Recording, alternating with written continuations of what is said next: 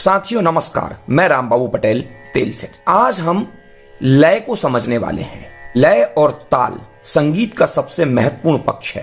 तो सबसे पहले लय और ताल को ही सीखना चाहिए। वैसे लय और ताल सबके भीतर होती है। लय 3 प्रकार की होती है: विलंबित लय, मध्य लय और द्रुत लय। मध्य लय को आधार मानकर ही हम विलंबित लय और द्रुत लय को समझ सकते हैं। मध्य लय यानी एक सामान्य स्पीड, इसको मीडियम स्पीड भी कह सकते हैं, मध्यम गति भी कह सकते हैं। और मध्यम गति से जो कम गति हो जाएगी विलंबित लय, यानी विलंब से चलने वाली लय। विलंबित माने लो स्पीड, धीमी गति से। और मध्य लय के से ही तुलना करके हम बता सकते हैं कि अगली जो लय है वो द्रुत लय है, फास्ट स्पीड। तो हम मध्य लय को ही सहारा लेकर बाकी की 2 लय को आइडेंटिफाई कर सकते हैं, उसकी पहचान कर सकते हैं। आपको एक टिक टिक सुनाई दे रही होगी, आप इसको ध्यान से सुनिए। यह मध्य लय का उदाहरण हमारा हो जाएगा 1 2 3 4, 1 2 3 4, 1 2 3 4। यह हमारी मध्य लय है। एक बीट हमें सुनाई दे रही है और हर बीट के बीच में गैप चल रहा है, एक अंतर चल रहा है। आप इस अंतर को समझिए। 1 2 3 4, 1 2 3 4। 1 से 2 के बीच में, 2 से 3 के बीच में, 3 से 4 के बीच में एक निश्चित अंतर है, यानी हर एक पर एक बीट बज रही है। 2 नंबर पर एक बीट बज रही है। जब 1 और 2 बीट के बीच में ये अंतर जब कम हो जाएगा तो ये विलंबित लय हो जाएगी। बीट थोड़ी देर में बजने लगेगी तो ये विलंबित लय होगी। आप उसको समझने की कोशिश करिए। अब आप इस बीट को सुनिए। 1 2 3 4, 1 2 3 4। अब देख रहे होंगे कि आप एक बीट से दूसरे बीट के बीच में जो अंतर है वो बढ़ गया है। पहली बीट से दूसरी बीट थोड़ी देर में बज रही है, इनका अंतर बिल्कुल समान है, लेकिन बीट अब एक निश्चित अंतराल के बाद सुनाई दे रही है। लय पर मैं पुनः वापस आता हूं।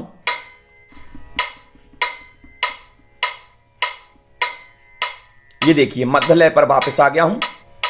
1 2 3 4, 1 2 3 4। ये हमारी मध्य लय है। अब मध्य लय को ही आधार मानकर हम हमारी द्रुत लय को बनाएंगे। मध्य लय, अभी ये देखिए, एक बीट से दूसरी बीट के बीच में जो अंतर है ये अंतर बहुत कम हो जाएगा, यानी पहली बीट से दूसरी बीट बहुत जल्दी आ जाएगी, यानी लगातार ये अंतर कम हो जाएगा, स्पीड बढ़ जाएगी इसकी। ये देखिए, हम जो आप सामने उदाहरण देख पा रहे हैं द्रुत लय का है। 1 2 3 4, 1 2 3 4, 1 2 3 4, 1 2 3 4, 1 2 3 4। मध्य लय, विलंबित लय और द्रुत लय को समझाता हूं। 2 3 4 5 6 7 8 9 10 11 12 13 14 15 16। अभी बीट इस तरीके से बज रही थी। एक निश्चित गति से इस गोल चक्कर में चल रहे हैं। अचानक आप इस गति से अपनी गति कम कर देते हैं, यानी यहां बीट बजी थी, यहां भी बीट बजी थी। टिक टिक टिक, पहले कैसे बज रहा था? टिक टिक टिक टिक टिक टिक टिक टिक टिक टिक टिक टिक टिक टिक टिक टिक। अब ये थी मध्य लय। अब विलंबित लय। टिक टिक टिक टिक, यानी उसको इस चक्कर को लगाने में पहले चक्कर से अब देरी लगने लगेगी, विलंबित हो जाएगी ये लय। तो ये, क्योंकि हम मध्य लय को ही आधार बनाएंगे, उसके आधार पर विलंबित लय को तय करेंगे।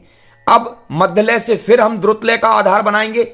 अभी हम कैसी लय से चल रहे थे? 1 2 3 4 5 6 7 8 9 10 11 12 13 14 15 16। अभी बीट इस तरीके से बज रही थी। लेकिन अगर मैं इस मध्य लय से द्रुत लय में चला जाऊं तो अब देखिए बीट फास्ट बजेगी। 1 2 3 4 5 6 7 8 9 10 11 12 13 14 15 16। 1 2 3 4 5 6। तो ये हमारी द्रुत लय हो जाएगी। मुझे लगता है आप लय के तीनों प्रकारों को बहुत अच्छी तरह समझ पाए होंगे। अब हम ताल को समझने की कोशिश करते हैं। आपने देखा होगा जो हमारे परिवर्तन है वो निश्चित क्रम में होते हैं। मान लो जो 1 नंबर लिखा है यहां जनवरी है, तो जनवरी, फरवरी, मार्च, अप्रैल और पुनः जनवरी तक आने में हमको पूरे 365 दिन लगेंगे। यानी इस पूरे चक्कर को तय करने में हमको 365 दिन लगेंगे। लेकिन यही चक्कर अगर 1 माह का हो तो 1 से शुरुआत करेंगे तो ये चक्कर हमारा पूरा 30 दिन में पूरा हो जाएगा और पुनः पहले महीने से हमारी शुरुआत हो जाएगी। लेकिन यही चक्कर अगर हमारा 24 घंटे का हो तो पूरे 1 दिन में ये पूरा चक्कर पूरा हो जाएगा। तो इस चक्कर को, इस आवर्तन को हमें समझना होगा। यही आवर्तन जो है हमारे ताल को समझने का आधार है। इसमें हम ताल को जब समझते हैं तो सबसे पहले हम ताल समझते हैं 3 ताल। 3 ताल यानी 16 मात्रा की ताल। ये जो चक्कर है ये 16 मात्रा में पूरा होगा। 1 2 3 4 5 6 7 8 9 10 11 12 13 14 15 16 और फिर पुनः यहीं से गिनती शुरू हो जाएगी। 1 2 3 4। जैसे ही 16 गिनती पूरी होगी पुनः यहां 1 बोल दिया जाएगा। तो जहां से हमारे इस चक्र की शुरुआत हो रही है, इस आवर्तन की शुरुआत हो रही है, इसको हम कहते हैं सम पर आना। और ये जो आवर्तन है, ये चक्कर है, ये लगातार इसी क्रम में चलते रहता है। 1 2 3 4 5 6 7 8 9 10 11 12 13 14 15 16 1 2 3 4 इस प्रकार ये चलते रहता है। ये एक आवर्तन है, ये लगातार ऐसे आवर्तन ताल में चलते रहते हैं। तो 3 ताल की जो मात्राएं हैं 16 मात्रा की होती है। तो 16 मात्रा में एक आवर्तन कंप्लीट हो जाता है। और इसके बोल भी हैं। हालांकि अगर आपको शुरुआत में ये बोल समझ में ना आए तो कोई चिंता की बात नहीं है। और वैसे हम केवल ताल को समझने वाले हैं।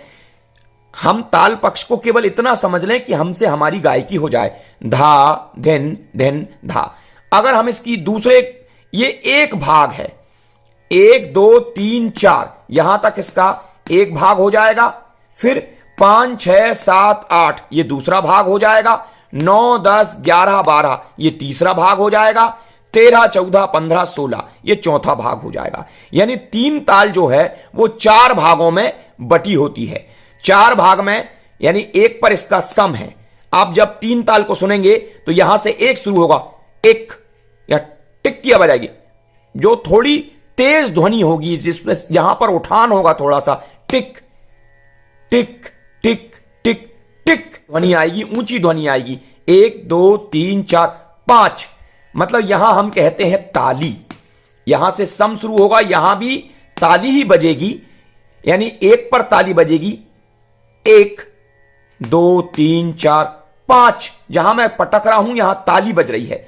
1 2 3 4 5 6 7 8 9 9 पर ताली नहीं रहेगी, खाली रहेगी। यानी खाली माने यहां पर साउंड विलुप्त सा हो जाएगा। ऐसा करेंगे हम। 1 2 जहां पटकूंगा वहां ताली और जहां ऐसा कर दूंगा वहां खाली। ताली कहां कहां बजेगी? 1 5 और 13 पर। तो आप ध्यान से देखेंगे। और 9 पर रहेगी खाली। तो ये ताली और खाली, इसको हम भरी और खाली भी कह सकते हैं। 1 2 3 4 5 6 7 8 9 10 11 12 13 14 15 16 1। फिर से हम यहीं आ गए, ये हमारा सम कहलाएगा। और इस प्रकार से ये आवर्तन चलते रहेगा। धा धिन धिन धा, धा धिन धिन धा, धा तिन तिन ता, ता धिन धिन धा। तो ये थी आपकी 3 ताल। कुल मिला के हमको इसके आवर्तन को समझना है, इसकी बीट को समझना है।